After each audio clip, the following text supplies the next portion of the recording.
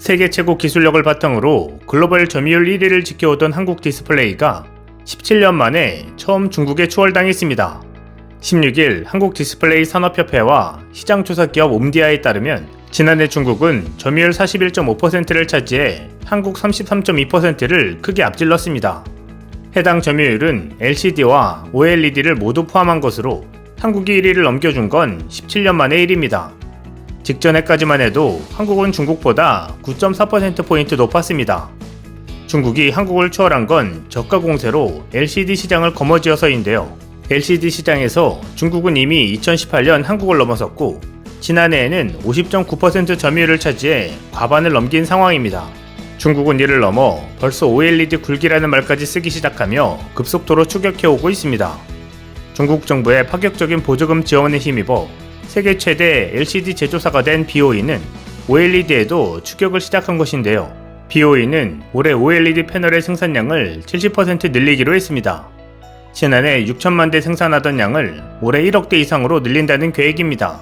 또 BOE는 현재 청두에 새로운 OLED 패널 공장을 짓는 방안도 검토 중인 것으로 알려지고 있습니다. 우리나라의 경우 중국의 저가 공세에 가격 경쟁력이 떨어지는 LCD보다는 고부가 제품인 OLED로 방향을 틀었습니다.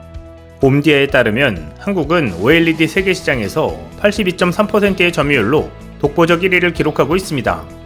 현재 중국은 16.6%에 불과합니다.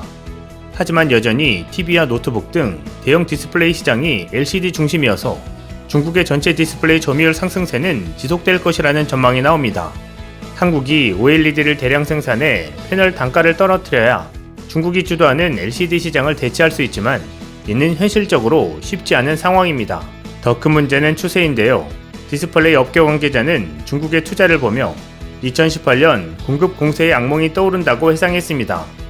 당시 BOE는 중국 정부 보조금을 바탕으로 세계 최초로 10.5세대 LCD 양산을 시작했습니다. 7조 원을 쏟아부은 이 공장 때문에 한국은 그해 LCD 1위 국가의 지위를 중국에 내줬던 것인데요. 당시 역전의 결정적 단초가 된 7조 원 규모 생산기지를 세우는데 BOE가 낸 돈은 10% 남짓한 수준이었다는 것입니다. 나머지는 중국 지방정부와 공공기금의 초저금리 대출로 채워졌습니다. 현재 중국은 공장 건설과 설비 투자는 물론 생산과 판매까지 전 단계에 걸쳐 정부가 지원하고 있습니다. 중국 디스플레이 기업에는 토지와 용수, 전기 등이 무상 지원되고 가장 큰 투자비를 차지하는 제조 설비도 대부분 보조금으로 설치하고 있습니다. 이에 더해 중국 정부는 지난해부터 디스플레이 사업자들이 원자재와 소모품도 수입 관세를 면제받을 수 있도록 했습니다. 중국은 이 같은 파격적인 지원을 통한 성공 경험으로 OLED 분야에서도 역전을 꿈꾸고 있습니다. 사실 중국의 최대 아킬레스는 기술력입니다. 때문에 중국 정부의 지원 속에 OLED 핵심 인력과 기술 빼가기는 수단과 방법을 가리지 않고 이뤄져 왔습니다. 중국 1위 디스플레이 기업 BOE에 삼성과 LG, SK 하이닉스 출신 한국 직원만 100여 명이라고 전해지고 있습니다. 중국은 OLED 패널 분야에서 10년 이상 연구개발 경험을 쌓은 경력자들에게 연봉 5억 원과 체류비, 고급 아파트 보장, 급여 10배 인상, 항공권 무제한 지급 등 파격적인 대우를 통해 인력을 빼간 것입니다. 중국 기업의 적극적인 한국 기술자 빼가기 움직임에 한국 기업들은 긴장 상태입니다. LCD 산업의 전철을 되풀이할 수 있다는 우려 때문인데요.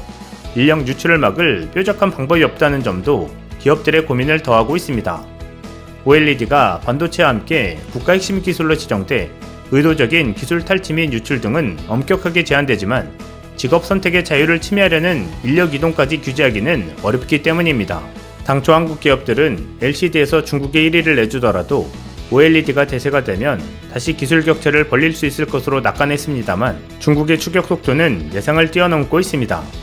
현재 한국은 OLED 시장에서 점유율 82.3%로 1위를 고수하고 있지만 2016년 98.1% 이후 꾸준히 감소세입니다.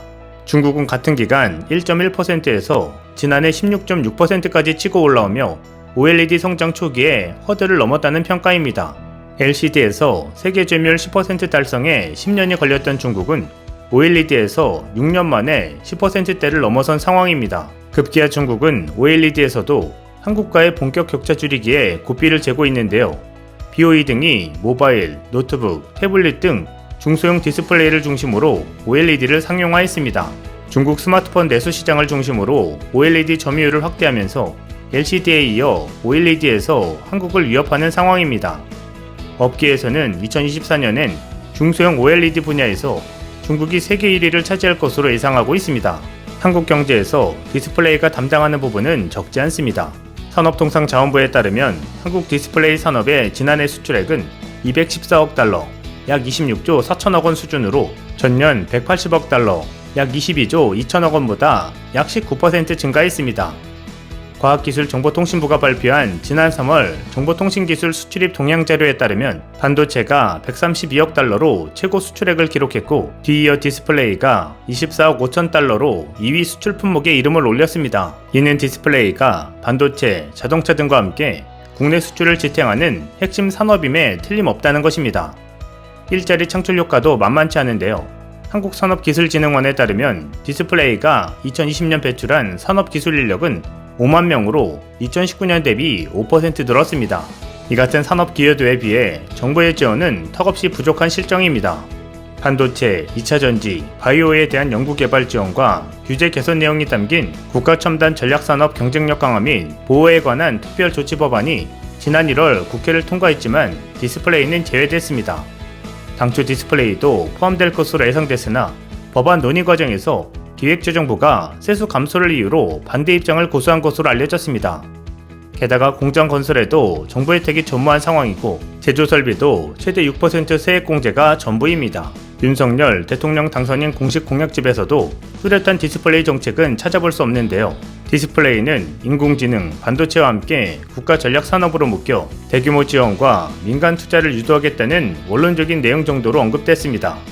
이는 차세대 반도체 산업 육성, 기술 인력 10만 명 양성, 공급망 재편 움직임에 대응해 통상 협력 강화 등 구체적 공약이 담긴 반도체 정책과는 대비되는 것입니다. 때문에 정부 R&D 사업이나 인력 양성 사업에서 디스플레이 분야가 홀대를 받는다는 이야기까지 나오고 있습니다. 실제로 올해 인력 양성 국제과제 신규 사업에 디스플레이 쪽은 단 한 개의 사업도 선정되지 못했습니다. 반도체와 배터리에서 각각 2개와 1개씩 신설된 것과는 다릅니다. 한국이 OLED 초격차를 유지하려면 정부 지원 확대를 통한 디스플레이 산업 경쟁력 강화가 필요하다고 업계는 주장하고 있습니다. 한국이 산업을 선도하기 위해 OLED와 퀀텀 닷을 비롯해 접히는 폴더블, 돌돌 말리는 롤러블, 신축성을 가진 스트레처블 디스플레이 등 차세대 제품에 대한 R&D 지원과 원천 기술 확보가 시급하다는 분석입니다. 학계에서는 메타버스 시대는 곧 디스플레이 시대로 인식하고 있습니다. 자율주행차, 웨어러블 기기 등 차세대 디스플레이가 필요한 정보기기도 무수히 쏟아지며 반도체와 배터리처럼 디스플레이도 국가경제의 핵심 안보 사업이 될 게 뻔하다는 것입니다. 중국이나 다른 국가에 디스플레이 주권을 내주면 첨단 산업 전체가 위협받을 수 있다는 경고성 발언이 연일 나오는 이유입니다. 기술 개발과는 별개로 기술 유출을 막는 방안과 함께 국민적 관심이 필요해 보입니다. 이상 시온TV였습니다.